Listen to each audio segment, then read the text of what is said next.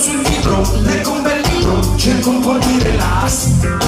All'improvviso, senza preavviso, si sente un pim pam pum.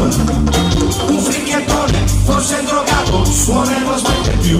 Oggi questo fatto mi turba, perché suona di merda, non ha il senso del ritmo, e non leggo più il libro, quasi quasi mi alzo, vado a chiedergli perché ha deciso che cazzo, proprio oggi niente lo fermerà.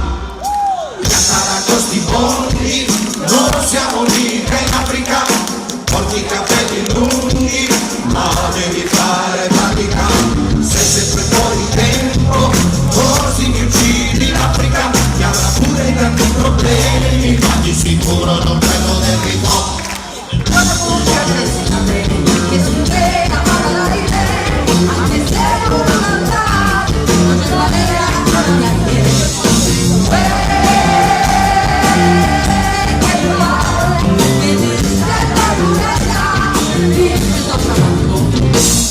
Caro signore, sa che le dico, questa è la verità. Sono drogato, suono sbagliato, anche se a lei non va. Non vado a tempo, lo so da tempo, non è una novità. Io me ne foto, tutto di tutto, grazie al mio pim pum pam. Oggi questa cosa mi turba e mi sento di merda, quasi quasi mi seguo ed ascolto un po' meglio, forse mi sbaglio, forse ho preso un abbaglio, forse un bel cazzo, fai cagare, questa è la verità.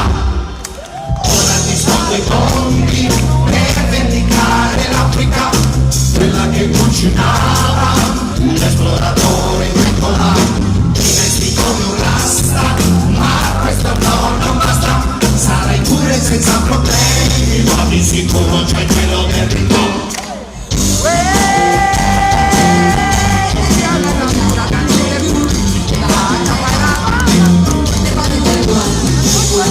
Ecco spiegato cosa succede in tutte le città.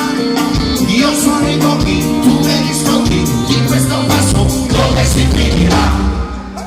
Ecco perché qualcuno pensa che sia più pratico la terra solo un bosco considerato inutile. Roba di questo tipo non si è mai vista in Africa, che avrà pure tanti problemi, ma di sicuro non quello dei maschi. Con le solari borghi, come se fossi in Africa, sotto la tua giornata, in zona Porta Genova, 16.000 firme, niente cibo per porta tanica, ma quel posto